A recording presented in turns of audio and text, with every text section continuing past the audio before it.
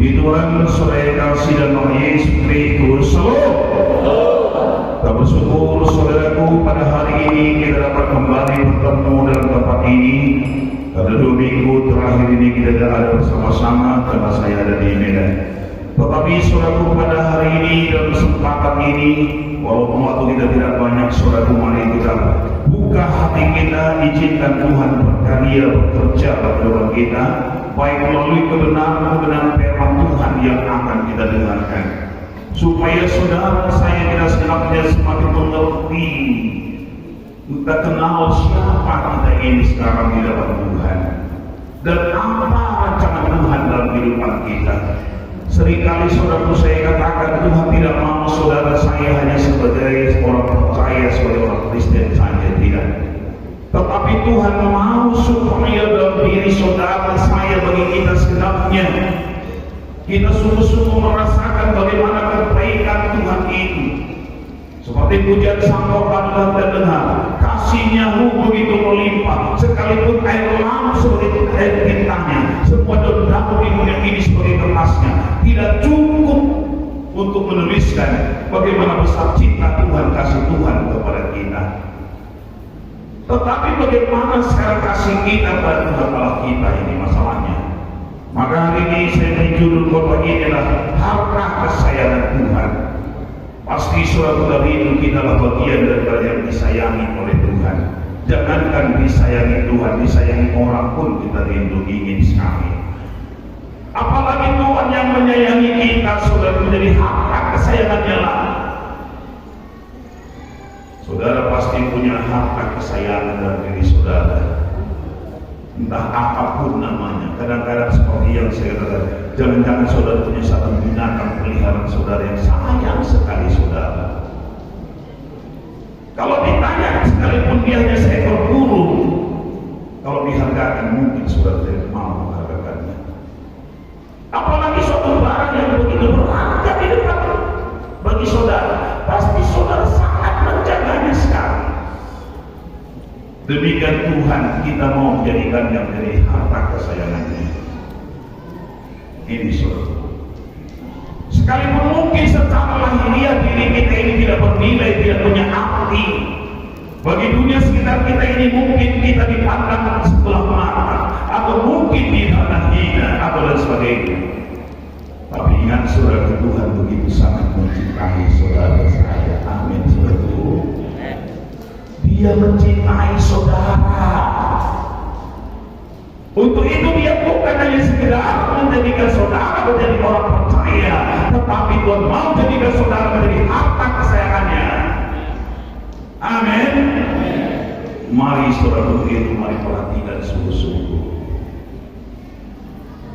Oke, di dalam masyarakat kadang-kadang kita tidak punya nilai berarti lagi, saudara. Ya, tetapi bagi Tuhan kita menjadikan dari harta kesayangannya. Sekalipun saudara di tengah masyarakat dari mana pun saudara tidak menjadi masalah, saudara tetap berharga di depan mata Tuhan. Mari kita baca dalam Keluaran pasal 19 ayat yang 4. Mulai saya bacakan sampai ayat yang ke-6. Keluaran pasal 19 ayat 4 sampai 6. 3 ayat saja dulu. Kalau sudah dapat, mari kita baca saja bersama-sama. Atau hilang apa-apa. Ayat pertama, ayat 4 laki-laki, 5 wanita, 6 bersama-sama. Sekali saya ulangkan, 4 laki-laki, 5 perempuan, wanita, 6 bersama-sama. Sudah bisa kita mulai? Mari kita mulai. 1, 3. Kamu sendiri telah melihat apa yang aku lakukan kepada manusia, bagaimana aku memperlakukan kamu di atas saya menjawabnya, dan bawa kamu kepadaku.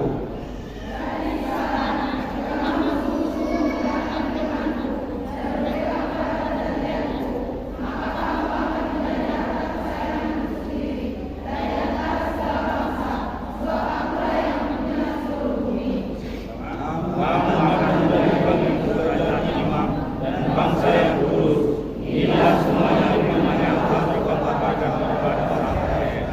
Haleluya. Saudara kekasih dalam nama Yesus Kristus, saudara, saya perlu mengenang kembali bagaimana besarnya cinta Tuhan, kasih Tuhan yang telah pernah kita alami dalam diri kita. Jangan pernah seorang pribadi pun yang melupakan sejarah hidupannya telah ditolong, diberkati, diselamatkan oleh Tuhan. Saya percaya rata-rata kita ini punya kesaksian yang khusus dalam pribadi kita. Bagaimana kemurahan Tuhan, kasih Tuhan yang telah kita terima dalam kehidupan kita, saudaraku. Di sini tadi memang diingatkan kepada bangsa Israel. Apa kata Tuhan?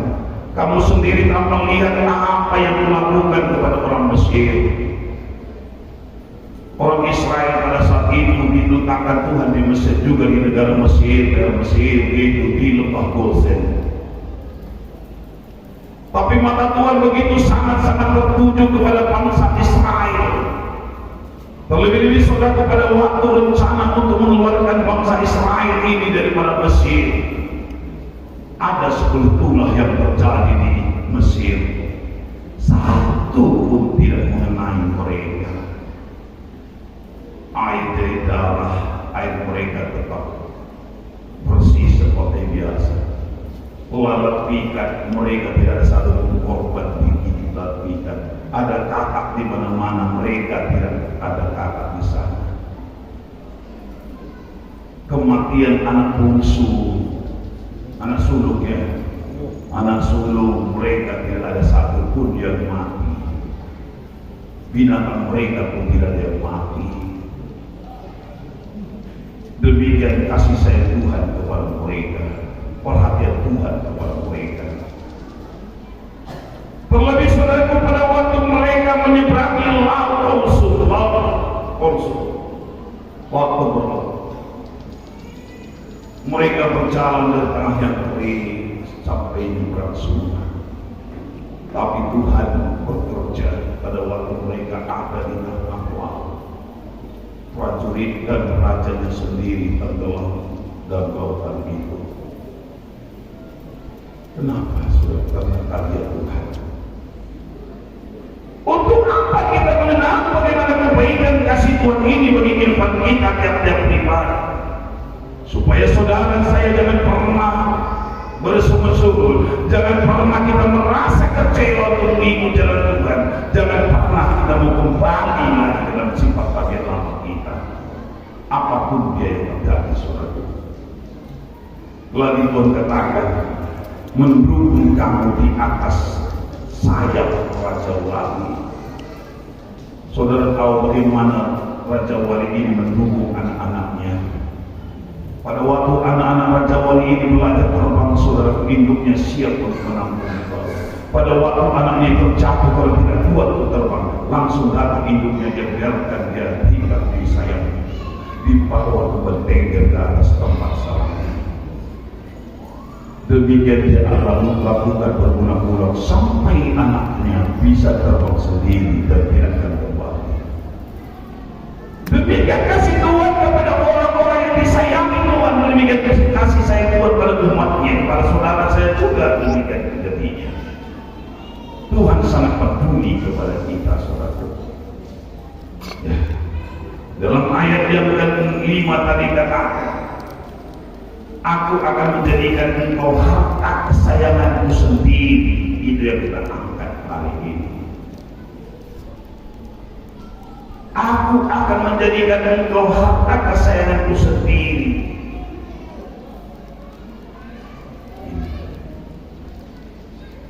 Sekali lagi saya katakan, Tuhan menyelamatkan saudara bukan sekedar menjadi orang Kristen, tidak, saudara. Tuhan mau menyatakan kasih sayangnya kepada kita, menjadikan kita menjadi satu harta kesayangan Tuhan. Tapi apa yang harus kita lakukan dalam kehidupan kita, saudara, supaya semua jadi ini? Pertama, dalam ayat yang 5 tadi, apa dikatakan? Jika kamu sungguh-sungguh mendengarkan firman-Ku, mendengarkan Tuhan. Sabar apa Tuhan bagi saudara saya dan ketaatan kita, kesungguhan kita untuk mengikut jalan Tuhan, untuk melakukan apa yang diperintahkan Tuhan. Ya. Mari saudaraku kita berikan ketergantungan kita pada Tuhan dalam ketaatan kita, semua kita. Ketaatan itu termasuk di dalamnya itu bersyukur, mengasihi Tuhan dengan segenap hati kita. Hari pun pada jam penyerahan dan mendengar firman Tuhan, kasihlah Tuhan Allahmu dengan segenap hatimu dan dengan segenap jiwamu dan dengan segenap akal budimu.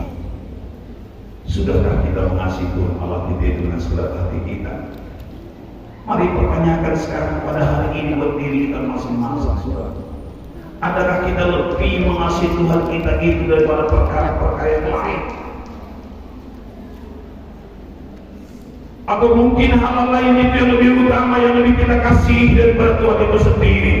Atau mungkin kita lebih mengasihi ciptaan Tuhan daripada Tuhan sendiri penciptanya? Atau kita lebih menyayangi apa yang diberikan Tuhan itu pada kita daripada pemberi? Tuhan mau saudaraku supaya saudara saya lebih mengasihi Tuhan daripada ciptaannya. Kita harus lebih mengasihi pemberi itu daripada apa yang diberikannya kepada kita. Dengan kata lain, mari jadikanlah dia yang terutama dalam diri kita.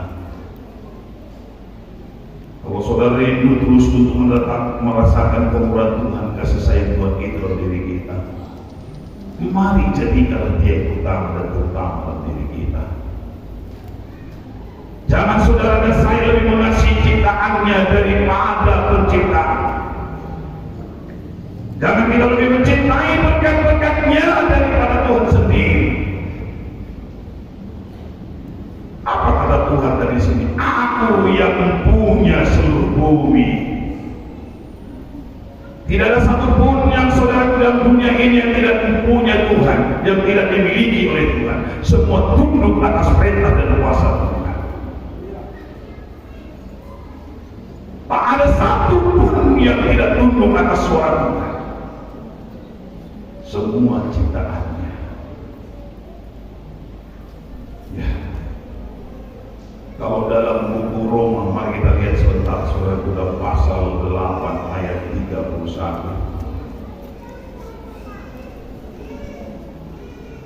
Roma 8 ayat 31. Sebab itu apakah yang akan kita katakan tentang semuanya itu? Jika Allah di pihak kita, siapakah yang akan melawan kita? Ayat 32 saya. Ia yang tidak menyayangkan anaknya sendiri, tetapi yang menyerahkannya bagi kita semua. Bagaimanakah mungkin Ia tidak mengaruniakan segala sesuatu kepada kita bersama-sama dengan Dia? Apakah yang berharga bagi Tuhan itu dirinya sendiri, saudara, nyawanya? Tapi karena Yesus begitu mengasihi saudara dan saya mengasihi kita sebenarnya, Dia rela mati di kayu salib. Dia rela mati di sengsara. Dia rela mati, kepalanya bermahkota duri, tangannya berlubang paku yang besar yang kasar. Lambungnya dituju, tubuhnya hancur lalu semua karena cambuk tentara Romawi. Pun Tuhan tidak pernah menyesal, saudaraku. Pun Tuhan tidak mengeluh, oh Tuhan aku menyesal, karena Dia tidak pernah kata dia keluar dari mulutnya. Kenapa? Karena Dia kasih kepada saudara. Karena saudara dan saya sebagai harta kesayangannya, supaya kita jangan binasa. Kalau dirinya pun Dia rela, Dia berikan mati di kayu salib, relakan untuk semuanya, apalagi yang lain kata. Allah yang tidak menyayangkan anaknya Yesus Kristus sendiri, tetapi menyerahkannya bagi saudara, bagi saya, bagi kita semua. Bagaimana mungkin Dia tidak mengaruniakan segala sesuatu? Garis bawahi segala sesuatu itu, saudara. Apa maksud Tuhan segala sesuatu? Segala sesuatu yang saudara masih butuhkan, rindukan. Segala sesuatu yang saudara masih perlukan. Apakah itu kesehatan? Apakah itu berkat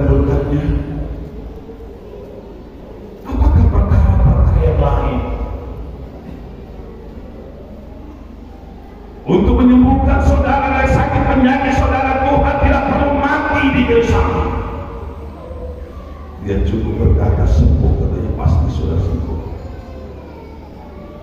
Jangankan untuk kesembuhan, untuk kebangkitan Lazarus dari kuburan pun cukup. Dia berkata, Lazarus bangkit, keluar.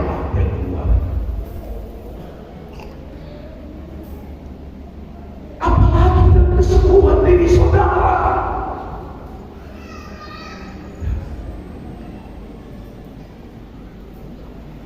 Untuk berkat-berkat Tuhan, Tuhan Yesus tidak perlu mati supaya sidangnya umatnya diberkati.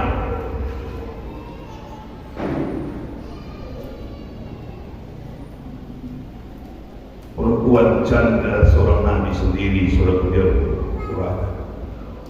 Tidak perlu mati Tuhan, tidak perlu mati nabi, sengsara tidak.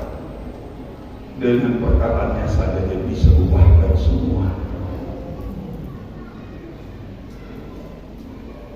Demikian status kehidupan saudara saya sekarang telah diubahkan Tuhan. Kenapa saudara? Karena Yesus sendiri yang sayang kepada kita